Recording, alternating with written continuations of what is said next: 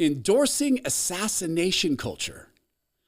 You know, Charlie Kirk, prior to his death, and God rest you, Charlie, he had written about assassination culture, and some people are haunted by that. Assassination culture happens in nations when you cross into that dangerous position of becoming a low-trust society. High-trust societies operate in this way. People follow the law because everybody else does. Low-trust societies happen when enough people observe that the folks at the top are not following the law, so why should they?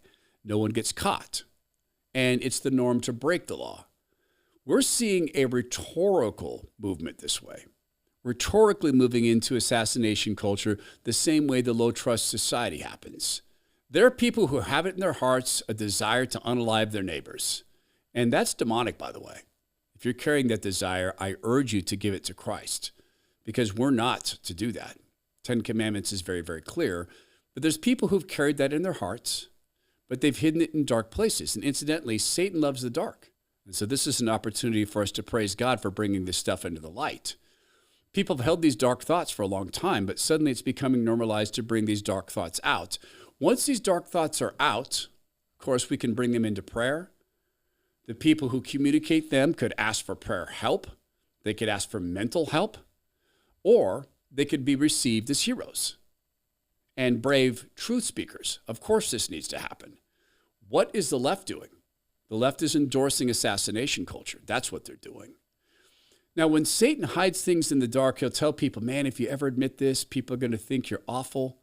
You're going to lose friends. And it's not just about the desire in one's heart to unalive your neighbors because you disagree with them politically. Satan does this in all sorts of ways. And once it comes out into the light, now what's Satan doing? He's speaking into other people's hearts that this is the way. Satan cannot create. He cannot feel joy or love, and he cannot provide joy or love. He can distort, he can distract, and he can depress. And he can drive people into madness. The madness, for instance, of endorsing assassination culture was just happened and has just seen a response with one of the most devastating political ads I've ever seen. And this happened in the Virginia governor's race. The conservative there, Winston Earl Sears, released this ad. You need to see this. Then we'll get into the details of this assassination culture and the endorsement of it. I endorse a company in Mexico for healthcare. Now, it's for some very targeted things. Now, they don't just do stem cells. Renew Healthcare has one of the most sophisticated measures of looking at your heart to see if you're going to have a cardiac event that exists. It's not super welcome up here. For whatever reason, cardiac docs don't want you to know you've got a heart attack coming, a heart attack that can be forestalled. But 2 separate times at Renew, when people have gone down for stem cell treatments, 2 separate times, viewers to my podcast have had their lives saved. And a 3rd time with a guy I'd never met, a professional golfer. That's just how Renew does business. But it is the stem cells I endorse. I just got an email over the weekend from a woman whose son is a physical therapist. He owns 2 clinics. He really, really screwed up his body playing professional baseball. So they're wondering about taking him down there. Couldn't be a better fit. See, bodies end up with a bunch of inflammation over time, too much sugar, too much activity. That adds up, and it can begin to eat away at your muscles and tendons. My friend Brent holds a world record, or did for many, many years, world record squat, world record weightlifter. To this day, he's my age. The dude can deadlift 775 pounds at my age. He just got back from Renew. I just had an opportunity to chat with him. The day after he got the stem cells, Brent could go up and down stairs in ways he hadn't been able to do in 20 years. To this moment, his knee pain is gone. His hip pain is gone. He's moving in ways that he hasn't even gotten into the tissue rebuilding phase. So whether it's repetitive stress injury from sports, running, skiing, golfing, they see golfers there all the time, or from working, Renew can help you. Go check them out at Renew, RENUE.healthcare. That's Renew, RENUE.healthcare. Tell them you're part of the Todd Herman Show family. So far from endorsing what Jay Jones did, this Democrat running to be Attorney General of Virginia, after he stepped down from the House of Delegates, after he job served through 7 jobs in like 9 years, Jay Jones, a Nepo baby, he was fantasizing his way through assassination culture, and the GOP Virginia gubernatorial candidate, Winston Earl Sears, has responded to this because her opponent has not criticized Jay Jones to We date. start with breaking news from the campaign trail. Jay Jones is under fire tonight. Jay Jones is under fire. Jay Jones is under fire after messages he sent in 2022 saying former Virginia House Speaker Todd Gilbert should be shot. I'm excited about this ticket.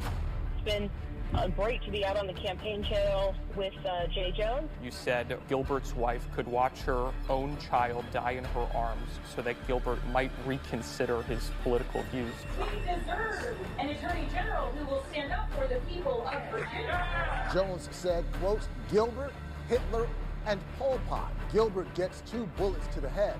Let your rage fuel you. Jones Abigail doubled Sparnger. down, saying, quote, do I think Todd and Jennifer are evil and that they're breeding little fascists? Yes. How can Virginians trust a man who said something so horrific, so callously? Only when people feel pain personally do they move on policy. Abigail Sparrenberger wants to be Democrat, governor of Virginia. She said, let your rage fuel you. Let your hate fuel you. You shall hate your neighbor. Jay Jones. Only when people feel personal pain do they change policy. This is from the Foo Politibunny on Twitter. Followed her for years. She's a good, funny follow. Every day, Jay Jones on Twitter refuses to withdraw. We remind Virginians how Sparrenberger for Virginia and Senator Hashmi have refused to condemn his words. We will use his text to sink the entire ticket, while violent Democrats won't care. Independents and moderates, who both parties need, will. And you can look at the text yourself. You weren't simply asking questions, you know it. I genuinely was. This is Jay Jones. I wasn't attacking you. I was trying to understand you. You were trying to understand. You were talking about hoping Jennifer Gilbert's children would die. Yes, I've told you this before. Only when people feel pain personally do they move on policy. His friend writes, you weren't simply asking questions. He goes on through this. He defends this with policy. Only when they feel personal pain. They say nice things about everyone, LOL. If you guys die before me, I will go to their funerals, and he writes, I will urinate on their graves. Send them out awash in something. Jay Jones, 3 people, 2 bullets. Gilbert, Hitler, Pol Pot. Gilbert gets 2 bullets to his noggin. Spoiler alert, put Gilbert and the crew with the worst people you know. He receives both bullets every time. Jay, please stop. LOL. Okay. It really bothers me when you talk about hurting people or wishing death upon them. When you read his words, understand something. He intends to be the chief law enforcement officer under the governor in the state of Virginia, responsible for who gets charged with what. Do you feel comfortable with that? Does this guy have the capacity to be any form of law enforcement officer? Any form of independent judiciary person? Nope. Attorney General is a different office, but do you trust him there?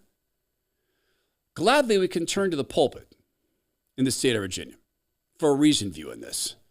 Jesus said, love your neighbor as yourself. Pray for your enemies. And the Virginia Democrat Party has a chance to respond. But they're saying, let your rage fuel you. In other words, you shall hate. This is Don Scott.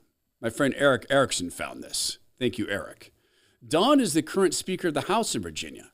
He's standing at a church pulpit. Multiple crosses of Christ are there, some behind him, some before him. Listen to what Don Scott says about Jay Jones fantasizing about unaliving children while the parents watch and then unaliving the parents.